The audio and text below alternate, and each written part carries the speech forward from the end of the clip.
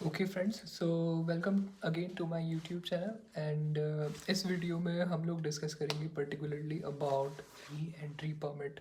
सो अगर आप डेनमार्क में हैं ऑलरेडी या किसी भी शेंजन कंट्री में हैं ऑलरेडी और आपके पास रेसिडेंट कार्ड नहीं आया है, तो हम इस वीडियो में समझते हैं सबसे पहले कि रेसिडेंट कार्ड क्या होता है। आपके मल्टीपल जो वीज़ा, अलग अलग टाइप के वीज़ा पे जब आप शेंजन में आते हैं, उसके बाद आपके पास क्या प्रोसीजर होता है कार्ड प्रोक्योर करने का। और जैसे आपके पास कार्ड मिलता है तो आपकी अलग प्रोसीडिंग्स होती हैं, और कार्ड नहीं है उस दौरान अगर आपको किसी दूसरे कंट्री जाना है तो क्या फॉर्मेलिटीज़ हैं। तो सबसे पहले तो अगर मान लीजिए आपने VFS ग्लोबल या फिर इंडिया में एम्बेसी के थ्रू अपना वीज़ा प्रोसेस फिनिश कर दिया है और आपका स्टैम्प जो पासपोर्ट पे वीज़ा पे स्टैम्प लग के आ चुका है ऑलरेडी एम्बेसी से, तो उसके बाद का प्रोसेस बेसिकली आप फ़्लाइट वगैरह बुक करेंगे और फ़्लाइट बुक करके आप किसी शेंजन कंट्री में ट्रैवल करेंगे, for example Italy, France, Denmark या नॉर्वे। तो फॉर एग्जांपल आप इन सब कंट्रीज़ में एक बार चले गए हैं तो वहाँ पे जाते ही आपको पुलिस वेरिफिकेशन करना होता है। तो ये पुलिस वेरिफिकेशन ये प्रूव करता है कि आपके पास बेसिकली एक परमिट जनरेट हो जाए, जिससे कि आप रादर देन पासपोर्ट आप हमेशा वो रेसिडेंट कार्ड शो करके और उसके थ्रू आप ट्रैवल करेंगे हर जगह। ट्रैवल इस सेंस में कि आप जब भी अपना होम जो भी डेस्टिनेशन कंट्री है वो छोड़ते हैं, तो फॉर एग्जांपल मैं अपना केस आपको एग्जांपल लेके बताऊंगा। तो जैसे ही आप उस कंट्री में लैंड हुए हैं तो आप पुलिस वेरिफिकेशन के लिए जाते हैं। पुलिस वेरिफिकेशन होने के बाद आपको एक रेसिडेंट कार्ड मिलता है जिसको बोला जाता है पिंक कार्ड या फिर शेंजन कार्ड। तो आप उसका एक डेमो ऑनलाइन देख सकते हैं गूगल इमेजेस पे, बहुत इजीली आपको अवेलेबल हो जाएगा। बट उस कार्ड को आने में 3 से 4 वीक्स लगते हैं। तो फॉर एग्जांपल आप 1 सितंबर को, जो कि मेनली मास्टर्स की क्लासेस शुरू होती हैं या फिर आपने PhD के लिए जाना है, तो सेमेस्टर आपका 1 सितंबर से जनरली स्टार्ट होता है। तो आप 1 सितंबर को या 1 अगस्त को आप किसी शेंजन कंट्री में लैंड हो चुके हैं। अब लैंड होने के बाद आप जाएंगे पुलिस वेरिफिकेशन। पुलिस वेरिफिकेशन आपका नियर बाय कम्यून या म्यूनिसिपैलिटी में हो सकता है। फॉर एग्जांपल नॉर्वे में जहाँ मैं रहता था, हाल्दन, वहाँ पे पुलिस स्टेशन नहीं था जब जो वेरिफिकेशन करता है, तो हमें साप्सबॉक जाना होता था। तो हाल्दन से साप्सबॉक जाना इज़ लाइक 30 मिनट्स का रास्ता। अब साप्सबॉक में आप वेरिफिकेशन करके आ गए, रिपोर्ट कर दिया आपने कि हाँ आप लैंड हो चुके हैं, बिकॉज जो आपको स्टैंप लगा है आपके पासपोर्ट पे वो वैलिड होता है 120 डेज़ के लिए, जिसमें कि आप मल्टीपल एंट्रीज़ या सिंगल एंट्रीज़ के अकॉर्डिंग आप ट्रैवल कर सकते हैं। उसमें लूप होल ये है या बोलूँ कि ड्रॉबैक ये है कि अगर उस पर मल्टी एंट्री नहीं लिखा है तो आप 120 डेज़ के लिए एक ही बार उस कंट्री में जा सकते हैं, और उसके बाद आप अगर एग्ज़िट हुए तो आप वापस एंटर नहीं कर पाएंगे, क्योंकि वो जो स्टैम्प है वो आपका यूज़ हो चुका है अगर वन टाइम एंट्री है। अगर आपके पास मल्टी एंट्री कार्ड स्टैम्प है तो आप किसी भी कंट्री में आना जाना कर सकते हैं फ्रीली, अनलेस आपके पास वो शेंजन का स्टैम्प हो, वैलिड स्टैम्प हो। अब बात करते हैं री एंट्री परमिट की।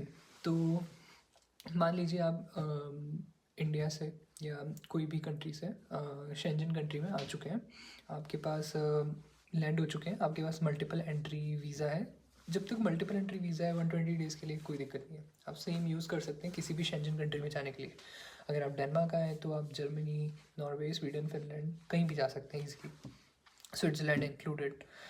बट अगर आपने मल्टीपल एंट्री कार्ड एक्सपायर हो गया है और उसके बाद बावजूद भी आपका रेसिडेंट कार्ड नहीं है, तो आपको री एंट्री परमिट के लिए अप्लाई करना पड़ेगा। अब री एंट्री परमिट आपको जहाँ पे आपने अपना वेरिफिकेशन करवाया है उसी जगह पे मोस्ट ऑफ द टाइम वहीं पे आपका री एंट्री परमिट बनता है। री एंट्री परमिट कुछ नहीं है, सेम स्टैम्प जो शेंजन का आपको एम्बेसी से लग के आया है वही स्टैम्प वापस लगेगा, बट उसकी डेट बढ़ जाएगी।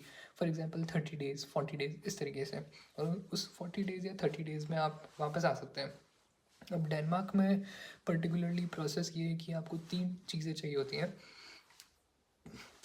री एंट्री परमिट बनवाने के लिए। तो फॉर एग्जांपल अब मैं कल कल ऑरहूस डेनमार्क से हाल्दन नॉर्वे जा रहा हूँ अपना सामान लेने के लिए, बट मेरे पास अभी तक रेजिडेंट कार्ड नहीं आया है। हाउएवर मेरा जो मेरा जो पासपोर्ट है जिस पे स्टैम्प लगा हुआ है, जो मैं इंडिया की एम्बेसी से लगवा के आया था, वो मेरे पास है 120 डेज़ के लिए वैलिड, जो कि फरवरी तक वैलिड है। तो अगर इवन दो मेरे पास रेजिडेंट कार्ड नहीं है या पिंक कार्ड नहीं है, फिर भी मैं सेम सेम स्टैम्प लेके नॉर्वे में ट्रैवल कर सकता हूँ। क्योंकि मैं जब गया था तो मैं 3 चीज़ें लेके गया था री एंट्री परमिट बनवाने के लिए। सबसे पहला तो टिकट्स, कि मैं ऑरहुस डेनमार्क से हाल्दन नॉर्वे कैसे जा रहा हूँ। तो मैंने बस की टिकट्स दिखाए थे, जो कि ऑरहुस से कोपेनहेगन, कोपेनहेगन से हाल्दन की बस थी। तो वो और रिटर्न का टिकट भी दिखाया था, क्योंकि मेरा 4 डेज़ का जर्नी है, मैं सिंपल सामान लेने के लिए जा रहा हूँ। और ये तो पहली चीज़ हो गई टिकट्स। दूसरी चीज़ आपको शो करनी होती है आपकी ड्यूरेशन की टाइमलाइन क्या है, किस डेट से किस डेट तक आप जाने वाले हो। और ये सारी डिटेल्स, टाइम टाइम आपका नाम, सीपीआर नंबर बेसिकली आपका सोशल सिक्योरिटी नंबर यहाँ आने के बाद जो बनता है, जो कि मैं ऑलरेडी अपने पुराने वीडियोस में एक्सप्लेन कर चुका हूँ। तो ये सारी इन्फॉर्मेशन वो लोग एक फॉर्म पे लेते हैं। तो री एंट्री परमिट एप्लीकेशन जिसको बोला जाता है, वो आपको डाउनलोड करना पड़ेगा ऑनलाइन। उसका लिंक मैं इस वीडियो में भी डाल दूँगा। तो पहली चीज़ तो हो गई आपके पास आपका टिकट्स। दूसरी चीज़ हो गई आपके पास री एंट्री एप्लीकेशन फॉर्म, जो आपका basically re entry permit application form download करना है आपको कम्यून की वेबसाइट से। और तीसरी चीज़ हो गई आपके पासपोर्ट, क्योंकि पासपोर्ट पे स्टैंप लगेगा।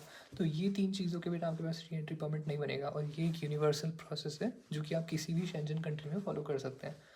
तो इस वीडियो के लिए मुझे बस इतना ही बताना था कि आप परेशान नहीं हुए अगर आप किसी शेंजन कंट्री में आ चुके हैं और उसके बाद आपको किसी दूसरी शेंजन कंट्री में ट्रैवल करना है, बट अगर रेजिडेंट कार्ड नहीं है तो आप री एंट्री परमिट बनवा सकते हैं बहुत ईजी स्टेप्स में अपने लोकल कम्यून से या लोकल म्यूनिसिपैलिटी से।